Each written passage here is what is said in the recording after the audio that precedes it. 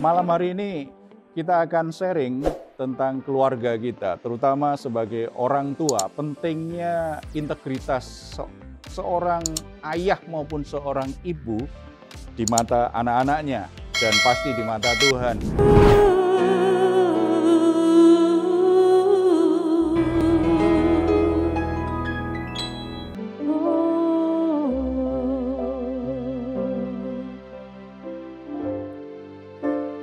Kiranya Engkau memberkati aku berlimpah-limpah dan memperluas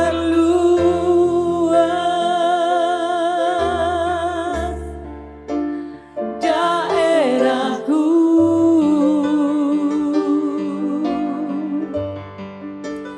dan kiranya tangan-Mu menyertai aku dan melindungi aku daripada malapetaka, sehingga kesakitan tidak menimpa aku.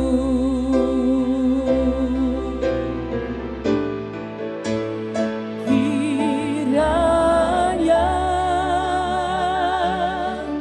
Engkau memberkati aku berlimpah-limpah dan memperluas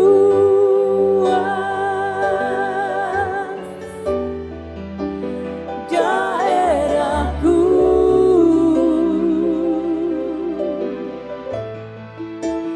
dan kiranya tangan-Mu menyertai aku dan melindungi aku daripada malapetaka, sehingga kesakitan tidak menimpa aku. Salam God Lover yang dikasihi oleh Tuhan Yesus Kristus. Senang kita bisa berjumpa kembali dalam Race and God. Malam hari ini mari kita membawa semua pergumulan, semua beban dan masalah kita di hadirat-Nya. Karena Tuhan sendiri yang senantiasa mengundang kita. Marilah kepadaku yang letih lesu dan berbeban berat, aku akan memberi kelegaan kepadamu. Mari hampiri Dia dengan penuh harap, dengan penuh iman dan keyakinan bahwa kelegaan, damai sejahtera Tuhan akan berikan. Mari kita bersatu dalam doa. Bapa di surga, terima kasih karena saat ini kami boleh kembali menghampiri tata kasih karunia-Mu. Kami membawa semua pergumulan, semua beban berat dan permasalahan kami kepadamu. Kami juga ingin memberikan kurban syukur kepadamu melalui pujian penyembahan kami. Karena Engkau memang layak untuk menerima segala puji, hormat, dan kemuliaan dalam hidup kami semuanya. Tuhan berkati, biarlah kami semua saat ini bisa menikmati hadirat-Mu, bisa bersuka cita di dalam Engkau. Di dalam nama Tuhan Yesus kami berdoa. Amin. Kita semua pasti ingin diberkati oleh Tuhan. Amin. Demikian juga kita ingin keluarga kita pasti diberkati Tuhan. Malam hari ini kita akan sharing tentang keluarga kita, terutama sebagai orang tua, pentingnya integritas seorang ayah maupun seorang ibu di mata anak-anaknya dan pasti di mata Tuhan. Sebab keberuntungan, berkat itu juga sangat terkait kalau anak-anak tidak tumbuh dengan baik, anak-anak bermasalah biasanya orang tua juga susah hati. Sehingga berkat yang ada pun kadang-kadang tidak bisa dinikmati dengan baik. Ya, sebelum kita sharing lebih lanjut, saya beri kesempatan siapa yang mau sharing kaitannya dengan orang tua ini, kaitannya dengan integritas orang tua. Coba. Iya Pak, ini penting banget ya Pak, karena memang sebagai orang tua tuh kadang-kadang kita nggak bisa sempurna, tapi seharusnya kita bisa membimbing anak-anak ke arah yang lebih baik ya Pak, sebagai pribadi yang lebih baik. Nah kadang-kadang tuh hal kecil aja Pak, kadang-kadang saya kan masih punya anak umur 7 tahun tuh Pak. Kadang-kadang kalau misalnya namanya anak kecil, kadang-kadang moodnya tuh bisa berubah gitu. Nah kalau misalnya dia sedang malas belajar apa gimana, saya suka iming-imingin gitu Pak. Ya nanti kita pergi ke sini. Tapi setelah itu saya lupa dan itu membuat dia pada suatu saat dia pernah cerita sama saya. Bunda nih kalau janji suka nggak ditepati gitu Pak. Waduh, saya ngerasa walaupun kata-katanya cuma seperti itu, aduh apa iya ya gitu. Nah itu ya Pak yang terkait dengan integritas orang tua ya Pak, itu harus. Itu salah satunya, iya salah satunya ya. Memang banyak orang tua itu lucu, mengajar anaknya supaya jujur, supaya kalau berjanji ditepati. Bahkan sebagai orang tua kadang-kadang kita marah kalau anak kita bohong, anak kita hanya janji-janji saja. Misalnya kita tegur dia karena dia buat kesalahan, lalu kita nasihati dia, kemudian dia berjanji, mama aku tidak akan ulang lagi, aku tidak akan ulang lagi. Begitu anaknya mengulang lagi, sebagai orang tua kita marah. Lucunya karena banyak orang tua ternyata juga lakukan hal yang sama, tetapi merasa tidak pantas kalau anaknya marah. Kan lucu ya. Jadi banyak hal dalam hubungan orang tua dan anak itu seringkali bisa terganggu ketika orang tua berjanji tidak ditepati, ketika orang tua tidak jujur, mengucapkan kata-kata yang bohong hanya sekedar misalnya membujuk anak supaya nggak rewel, menghibur anak supaya misalnya semangat belajar gitu, tapi dengan kebohongan-kebohongan. Atau tadi berjanji, tetapi setelah itu kita sendiri lupa bahwa kita pernah berjanji. Padahal seorang anak itu ketika, apalagi anak kecil ya, ketika kita berjanji, orang tuanya berjanji, dia ingat betul tuh. Misalnya, oke, kamu sekolah yang baik ya, kalau nilaimu bagus nanti kita minggu depan kita jalan-jalan, hari Sabtu kita jalan-jalan. Mungkin dia sudah persiapan tuh apa yang harus dibawa, dia sudah mikirin nanti jalan-jalan sama papa mama ini. Sementara mungkin orang tuanya karena kesibukan lupa kalau udah janji. Hal-hal kecil yang bagi orang tua sepertinya bisa dikoreksi, artinya bisa diperbaiki, nggak apa-apa lah kan papa atau mama sibuk nih. Jadi nanti lagi ya, mungkin menunda.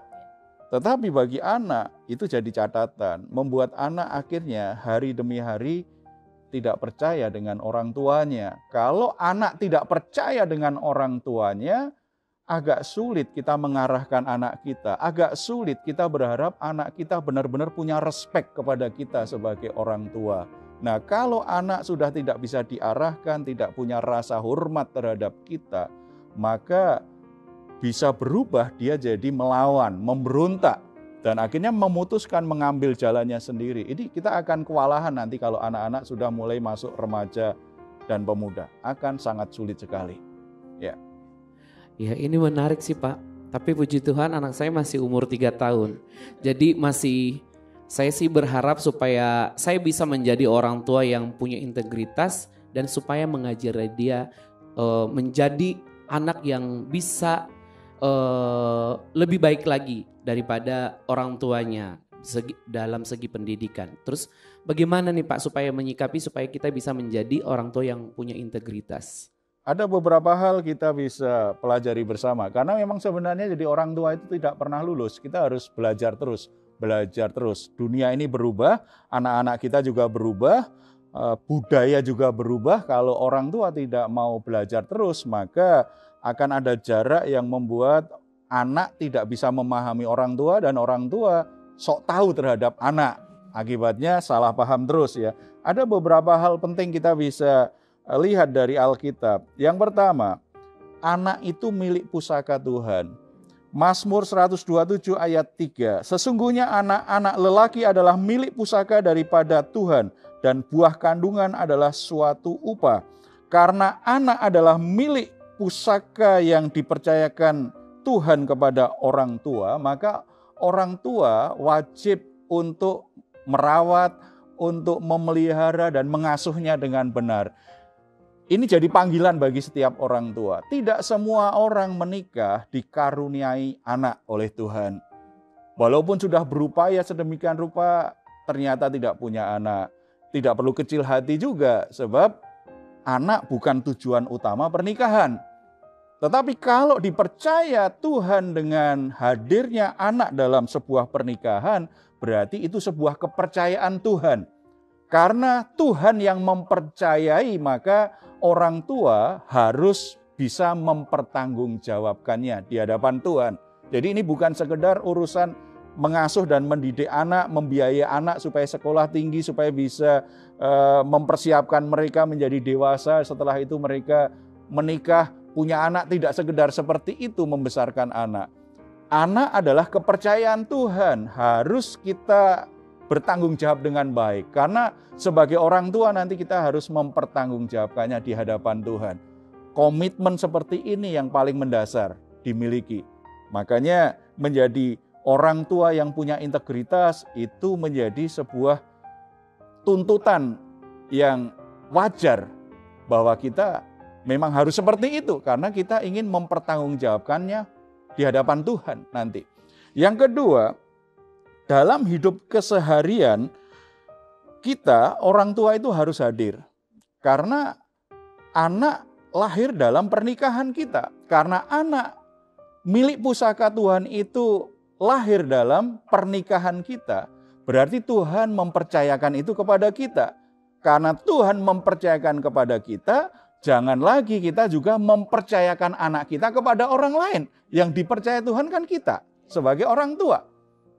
Memang kita punya keterbatasan dalam hal-hal tertentu, kita perlu dibantu misalnya. Tetapi tanggung jawab utama orang tua untuk membesarkan anak-anaknya dalam rencana Tuhan, dalam jalan Tuhan. Makanya setiap orang tua harus hadir dalam hidup anak-anaknya.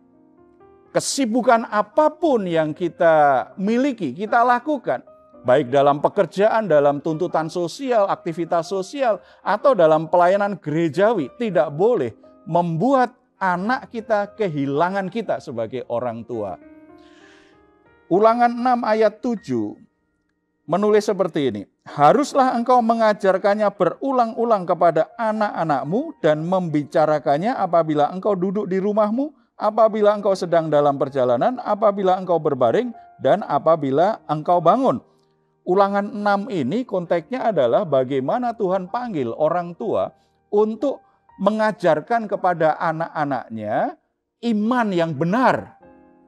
Dan ayat 7 tadi kita diberi panduan mengajarkannya kapan? Bukan hanya membawa anak ke sekolah minggu sudah merasa jadi orang tua bertanggung jawab. Tidak. Di situ dikatakan mengajarkannya berulang-ulang kepada anak-anak. Siapa yang harus mengajarkan iman itu? Siapa yang harus mengajarkan anak mengenal Tuhan? Siapa yang harus mengajarkan anak untuk mengerti jalan-jalan Tuhan? Tanggung jawab utama diberikan oleh Tuhan kepada orang tua. Bukan guru sekolah minggu, bukan pembimbing rohani di gereja, bukan guru agamanya di sekolah. Yang utama orang tua. Guru sekolah minggu, guru agama, pembimbing rohani itu mitranya orang tua, betul. Tetapi yang paling bertanggung jawab untuk membesarkan anak adalah orang tuanya. Makanya orang tua harus hadir. Untuk hadir berarti orang tua harus punya waktu cukup. Orang tua harus belajar untuk bisa mengajarkan imannya, mengajarkan anak mengenal Tuhan, mengajarkan anak bisa berjalan dalam jalan-jalan Tuhan. Itu harus orang tua hadir untuk melakukannya setiap hari dalam segala keadaan. Ketika kita duduk, ketika kita berjalan, ketika kita tidur, ketika kita melakukan aktivitas apapun di rumah maupun dalam perjalanan, kalau kita berjalan bersama dengan anak-anak kita, ambil kesempatan supaya anak kita mengerti jalan Tuhan. Mereka mengenal Tuhan, mereka bisa hidup mengasihi Tuhan. Dalam seluruh aktivitas orang tua dan anak itu menjadi bagian dari proses supaya orang tua bisa menolong anak mengenal Tuhan, mengerti jalan Tuhan dalam hidupnya. Ketika orang tua lakukan ini, orang tua punya integritas di hadapan Tuhan. Orang tua berarti bisa dipercaya oleh Tuhan untuk membesarkan anak-anaknya. Nah, kalau orang tua bisa dipercaya Tuhan, pergumulan kita sebagai orang tua tidak pernah kita jalani sendirian. Tuhan pasti menyertai kita. Amin. Dan yang terakhir, biarlah anak-anakmu melihat bahwa sebagai orang tua kita itu sungguh-sungguh manusia. Bapak Ibu di rumah mungkin lagi bergumul pengen supaya anaknya menjadi lebih baik karena mungkin anaknya lagi masa-masa sulit nih. Apalagi sudah masuk usia remaja, mungkin ada banyak pergumulan, ada banyak gejolak sehingga mereka mulai mempertanyakan banyak hal dalam hidup kita, mempertanyakan apa yang pernah kita ajarkan. Tidak perlu kecil hati. Jadi orang tua itu tidak perlu selalu tampil seperti sosok superhero yang bisa lakukan segalanya, yang hebat luar biasa tanpa cacat celah. Hadir dalam hidup anak, jadilah manusia sebagaimana memang manusia. Artinya ada kelemahan, ada kekurangan, dan ada pergumulan juga, ada saatnya kita bisa merasa khawatir, merasa cemas. Tapi biarlah anak kita melihat ketika kita dalam situasi seperti itu, anak melihat bagaimana kita mengatasinya bersama-sama dengan Tuhan. Misalnya, ada kalanya kan kita salah ucap, kita lupa tadi berjanji, kita lupa. Lalu kita benar-benar memang lakukan kesalahan. Tidak salah sebagai orang tua kita minta maaf kepada anak kita karena sudah mengecewakan, sudah lupa dengan janji kita kepadanya. Sebagai orang tua, jujur bahwa kita mengakui kesalahan kita. Karena kesalahan itu terkait dengan janji kita kepada anak, ya minta maaf kepada anak. Perlu dilakukan, dari kecil juga kita perlu lakukan itu ya. Biarlah orang tua itu hadir kan, ini benar-benar manusia. Anak bisa meneladani kita karena meneladani manusia. Berarti kalau anak suatu saat berbuat salah, dia tahu apa yang dilakukan papa dan mama kalau dia salah. Oh, mengaku kesalahannya, minta maaf. Itu yang akan mereka lakukan juga karena melihat diri kita. Integritas itu menolong anak itu bisa melihat seperti itu. Bisa menjadikan orang tuanya jadi model untuk bertumbuh dalam ketidaksempurnaannya. Atau suatu saat anak melihat sisi kurang kita, kelemahan kita. Lalu dia mengkritik. Terbukalah terhadap kritik dan masukan dari anak. Mungkin memang anak, apalagi anak-anak milenial sekarang, kadang-kadang ceplas-ceplos saja. Ya kalau cara dia mengkritik itu ternyata buruk sikapnya, itu yang kita nasihati.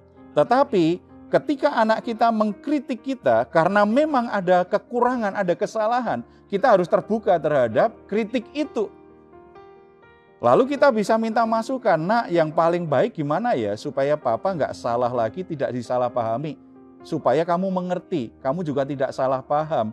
Sebaiknya bagaimana cara papa menasihati kamu, cara papa berbicara kepadamu. Terima masukannya.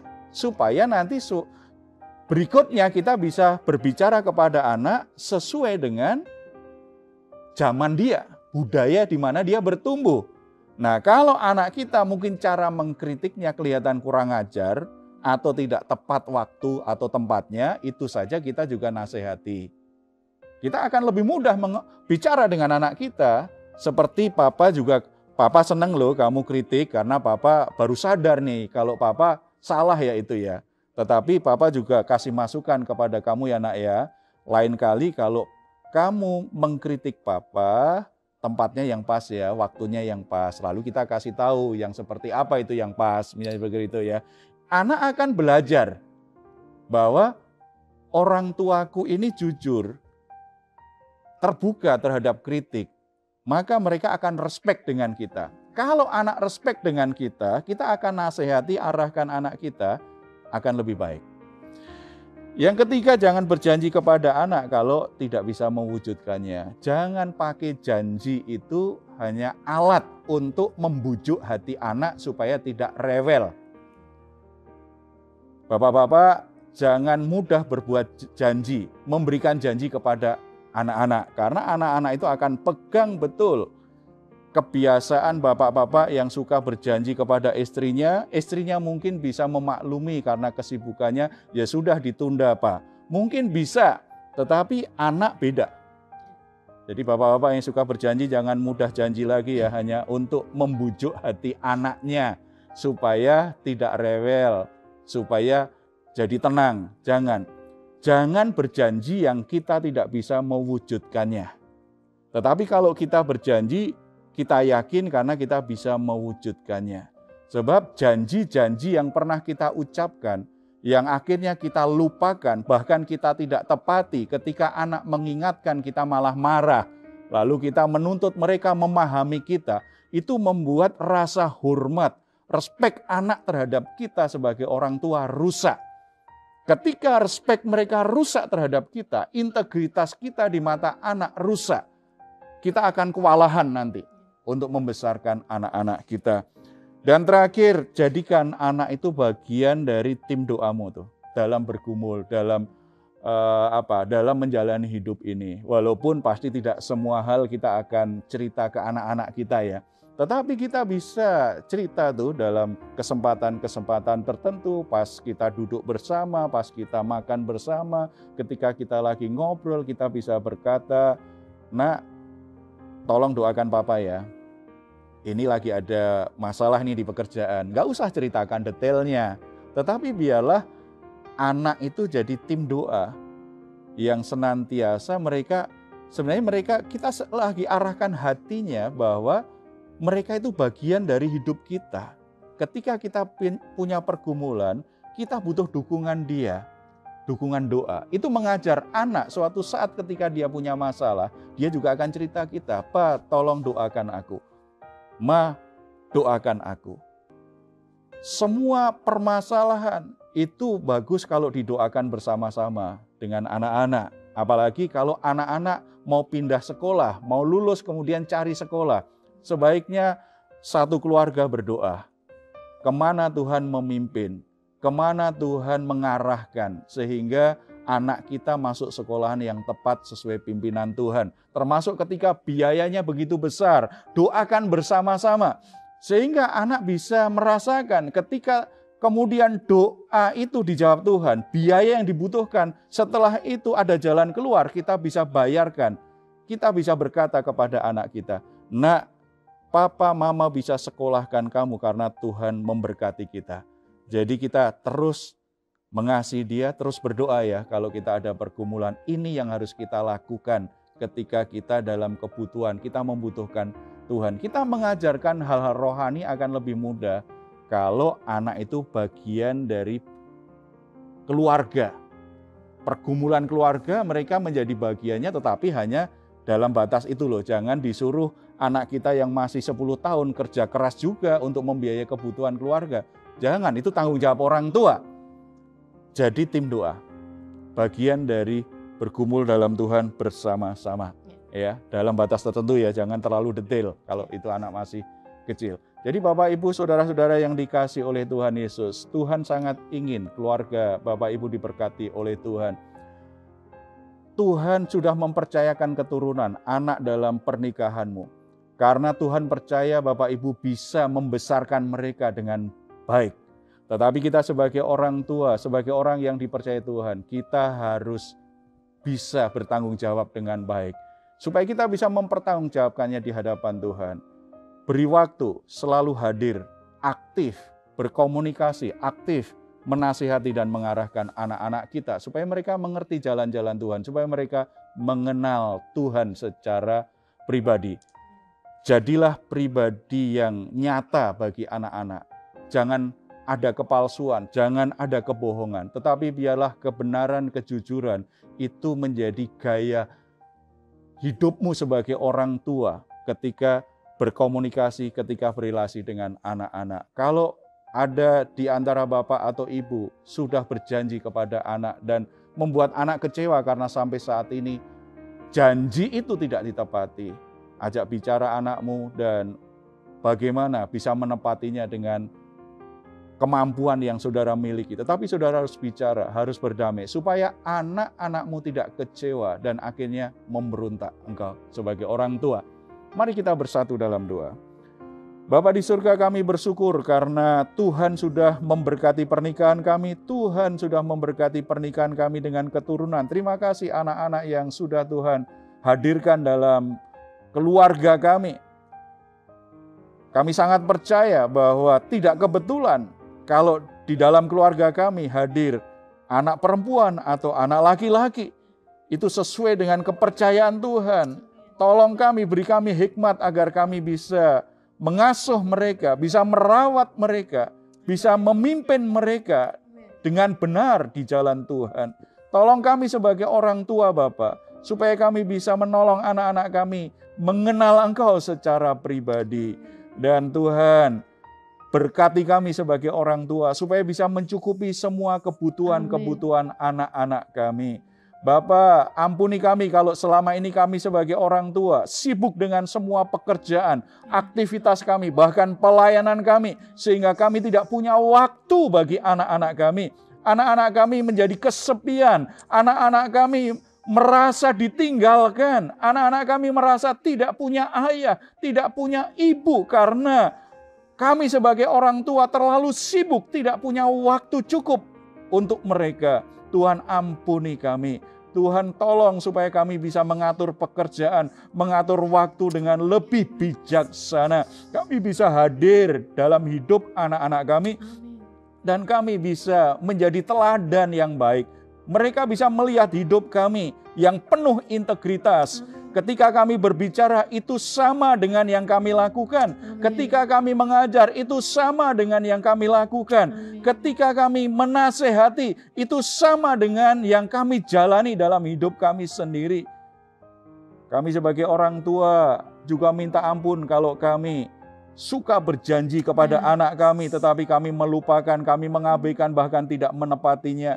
Kami membuat hati anak-anak menjadi kecewa, membuat anak-anak kami hilang kepercayaan terhadap kami. Tuhan ampuni kami dan beri kami kemampuan, hikmat untuk memperbaiki kepercayaan anak kami terhadap kami sebagai orang tua. Bapa di surga, saat ini hamba-Mu juga berdoa. Mungkin ada anak-anak yang sangat kecewa, ada seseorang yang sangat kecewa terhadap orang tuanya yang melupakan dia, yang tidak lagi menepati janjinya, yang tidak bisa menjadi teladan, yang tidak bisa bertanggung jawab, bahkan telah meninggalkan dia. Bagi saudara-saudara yang merasa sangat terluka dengan orang tuanya, kepercayaannya terhadap orang tua rusak, Bapa, mari Engkau hadir dalam hidup mereka. Engkau menyatakan kehadiran-Mu sebagai Bapa yang sempurna, sebagai seorang ibu yang sempurna, yang mengisi bagian-bagian yang kosong. Tuhan jamah hatinya, sembuhkan hatinya, supaya mereka pulih Tuhan, supaya mereka terus bisa menjalani hidupnya dengan cara yang benar, dalam berkat dan anugerah Tuhan. Terima kasih Bapa di surga. Bapa, kami juga berdoa untuk keluarga-keluarga di seluruh Indonesia. Kami sangat percaya kalau keluarga-keluarga Tuhan berkati, maka bangsa dan negara ini menjadi sejahtera, menjadi kuat. Karena banyak permasalahan terjadi di negeri ini, karena banyak keluarga-keluarga yang berantakan, banyak pernikahan-pernikahan yang hancur. Tuhan berkati setiap lembaga pemerintah yang terkait dengan keluarga-keluarga, supaya ada kebijaksanaan dan hikmat untuk menolong banyak pernikahan-pernikahan selamat dari kehancuran. Banyak suami istri yang sedang dalam proses perceraian juga bisa terselamatkan, pernikahan mereka bisa pulih kembali. Tuhan berkati lembaga-lembaga dan pelayanan-pelayanan yang membantu keluarga-keluarga, yang membantu orang tua, supaya oleh anugerah Tuhan mereka menjadi alat Tuhan Amin. untuk menolong terjadinya pemulihan bagi keluarga-keluarga, bagi hubungan orang tua dan anak-anaknya. Amin. Terima kasih Bapa, terpuji namamu dalam nama Tuhan Yesus. Kami berdoa. Amin. Amin. God lover yang dikasihi Tuhan Yesus Kristus, apapun pergumulan saudara, ketika saudara membutuhkan teman doa, dukungan doa, saudara boleh menuliskannya di nomor telepon yang tertulis di layar kaca saudara. Saudara boleh menghubungi kami, tim doa kami akan berdoa sungguh-sungguh untuk pertolongan Tuhan bagi pergumulan saudara. Bagi saudara-saudara yang ingin memberikan komentar, tuliskan di channel Diaspora TV.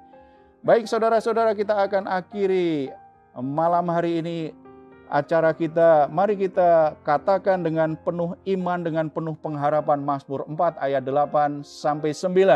Engkau telah memberikan sukacita kepadaku lebih banyak daripada mereka ketika mereka kelimpahan gandum dan anggur. Dengan tentram aku mau membaringkan diri lalu segera tidur, sebab hanya Engkaulah ya Tuhan yang membiarkan aku diam dengan aman. Selamat malam, selamat beristirahat. Tuhan Yesus memberkati kita semuanya. Hatiku siap.